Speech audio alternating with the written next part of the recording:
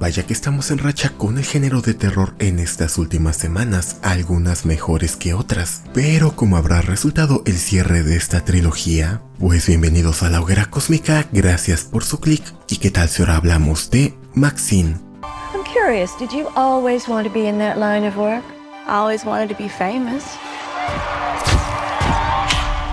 Ha llegado Maxine y con ella el fin de la trilogía de Ti West y A24, una saga que a pesar de abrazar a los clichés recurrentes en cintas de horror, en especial a las de la época que homenajea, se le supo imprimir un sello característico que las dota de una personalidad y encanto especial. La primera llegó en 2022 con X, un slasher ambientado en la década de los 70, el cual homenajeaba a películas propias de esa misma época, en donde conoceríamos a Maxine, una soñadora en busca de la fama y la grandeza, iniciando a través del entretenimiento para adultos, lo que la llevaría a toparse con una pareja de ancianos desquiciados durante la filmación de una de sus películas, presenciando una masacre pero logrando sobrevivir a fin de cuentas. Ese mismo año saldría la segunda entrega de esta saga, Pearl, pero lejos de continuar con la historia de Maxine, conoceríamos la vida del antagonista de X y los sucesos que la llevaron a perder la cordura, siendo una precuela que sorprendió a propios y extraños, en especial por la sobresaliente interpretación de Mia Goth.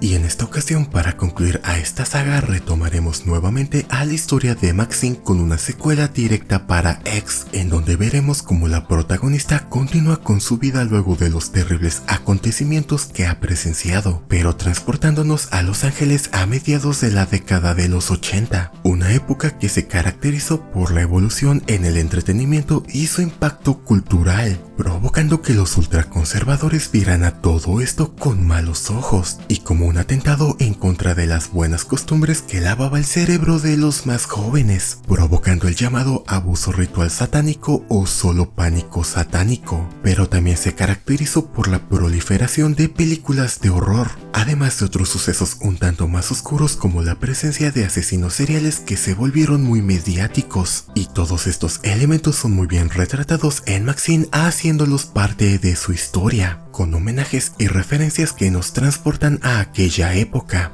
Pero más allá de una ambientación bien lograda y acertada, esta tercera entrega está a la altura de la saga, más aún teniendo el arduo trabajo de cerrar a esta brutal trilogía luego de que Pearl dejara la vara tan alta. Bueno, antes de averiguarlo, veamos la historia que nos cuentan sin spoilers.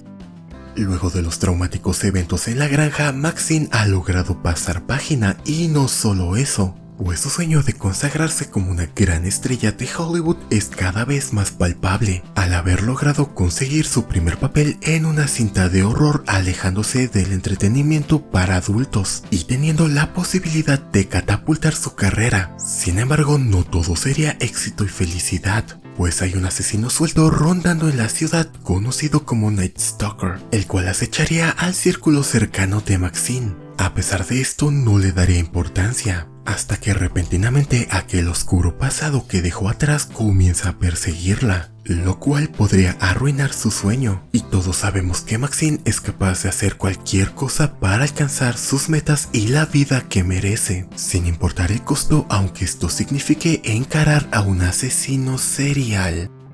Ahora es turno de ver las cosas buenas. Con Pearl fuimos testigos del increíble talento que desborda Mia Goth, siendo el eje central que hizo funcionar a la película. Y aquí nuevamente interpretando a Maxine es el alma de la cinta, la cual es complementada de manera excelente por otros grandes nombres como Giancarlo Esposito y Kevin Bacon, que igualmente entregan actuaciones de muy alto nivel, pero sobre todo brindan una química muy natural y creíble. No solo ellos, sino todos los personajes. En general, todo nos transporta a la década de los 80. Todo está tan bien logrado que incluso parece una cinta sacada de esta época. Y no solo por la estética, sino que todo el contexto social provoca un viaje por el tiempo muy inmersivo.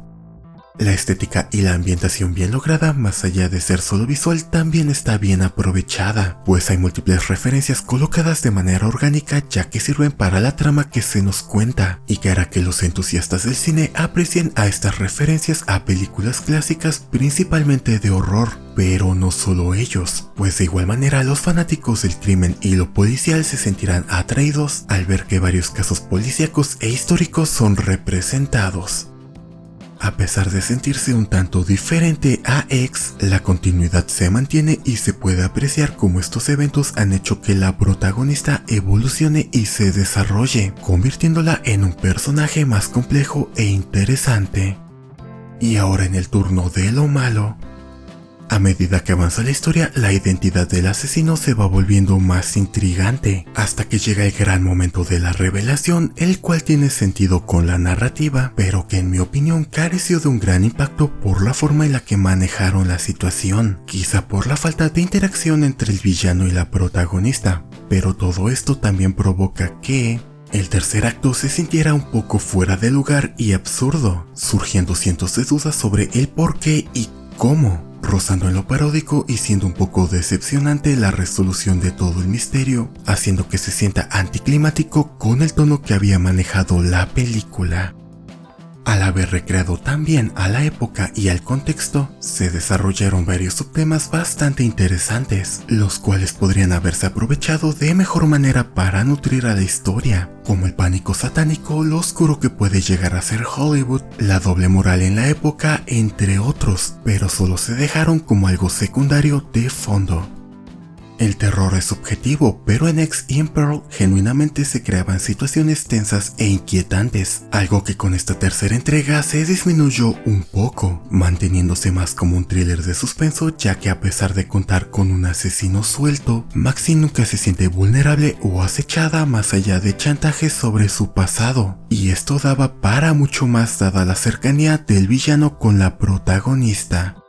En conclusión, Maxine, a pesar de no ser mi favorita de la saga, lo cual no me sorprende pues Pearl dejó la vara muy alta, me parece un cierre adecuado y consistente para la trilogía, evolucionando a la saga en donde Mia Goth vuelve a robarse la película gracias a su gran talento con una Maxine más desarrollada, acompañada de nuevos y entrañables personajes en una historia brutal y violenta, dentro de una ciudad de Los Ángeles ochentera, recreada de manera muy fidedigna en estética y contexto social, aprovechando todo esto para impulsar a la narrativa con homenajes y guiños propios de la época, como el pánico satánico provocado por el entretenimiento, asesinos seriales, los sacrificios para ser una estrella de Hollywood, el estigma hacia ciertos temas, entre otros, haciendo que incluso lleguen a opacar un poco a la historia principal. Y aunque el tercer acto me tiró un poco la película y carezca de abundantes situaciones de genuina tensión y acecho, el final me pareció acertado y digno de ver en la pantalla grande si es que las anteriores entregas te cautivaron.